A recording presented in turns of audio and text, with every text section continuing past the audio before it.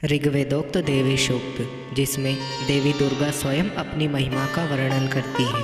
भगवती बोली, मैं सच्चिदानंदमयी सर्वात्मा देवी रुद्र, वसु, आदित्य तथा विश्व देवगणों के रूप में विचरती हूँ। मैं ही मित्र और वरुण को, इंद्र और अग्नि को तथा दोनों अश्विनी कुमारों को धारण करती हूँ। मैं ही शत्रुओं का नाश करने वाले आकाशचारी देवता सोम को, त्वष्टा प्रजापति को तथा पूषा और भग को भी धारण करती हूँ। जो हविष्य से प्रसन्न होकर देवताओं को उत्तम हविष्य की प्राप्ति कराता है तथा उन्हें सोमरस से तृप्त करता है, उस यजमान को मैं ही उत्तम यज्ञ का फल प्रदान करती हूँ। मैं ही संपूर्ण जगत की अधीश्वरी, अपने उपासकों को धन प्रदान करने वाली, साक्षात्कार करने योग्य परब्रह्म को अपने से अभिन्न रूप में जानने वाली तथा पूजनीय देवताओं में प्रधान हूँ। मैं प्रवच्छ रूप में अनेक भावों में स्थित हूँ। समस्त प्राणियों में मेरा निवास है।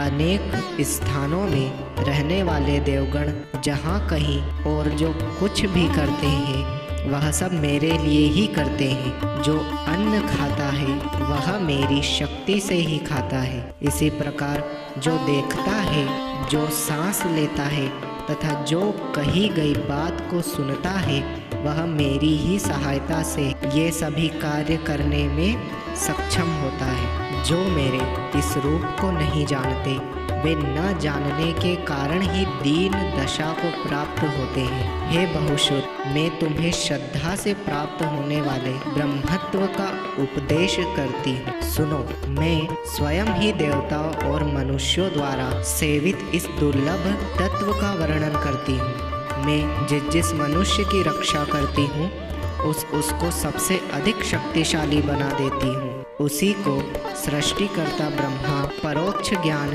से संपन्न ऋषि तथा उत्तम मेधा शक्ति से युक्त बनाती हूँ। मैं ही ब्रह्मद्वेषी हिंसक दानवों का संहार करने के लिए रुद्र धनुष को चढ़ाती हूँ। मैं ही शरणागत जनों की रक्षा के लिए शत्रुओं से युद्ध करती हूँ। मैं ही इस पृथ्वी को आकाश में सर्वत्र अंतर्यामी रूप में व्याप्त हूँ। मैं ही इस जगत के पिता रूपी आकाश को परमात्मा के ऊपर उत्पन्न करती हूँ। समुद्र समस्त प्राणियों के उत्पत्ति स्थान परमात्मा में तथा जल बुद्धि की व्यापक प्रवृत्तियों में मेरे कारण स्वरूप चैतन्य ब्रह्म की स्थिति है।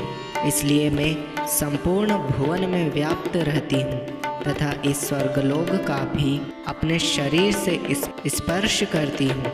मैं कारण रूप से जब संपूर्ण जगत की रचना आरंभ करती हूँ तब दूसरों की प्रेरणा के बिना स्वयं ही वायु की भांति चलती हूँ और स्वेच्छा से ही कर्म में प्रवृत्त होती हूँ। मैं पृथ्वी और आकाश दोनों से परे हूँ।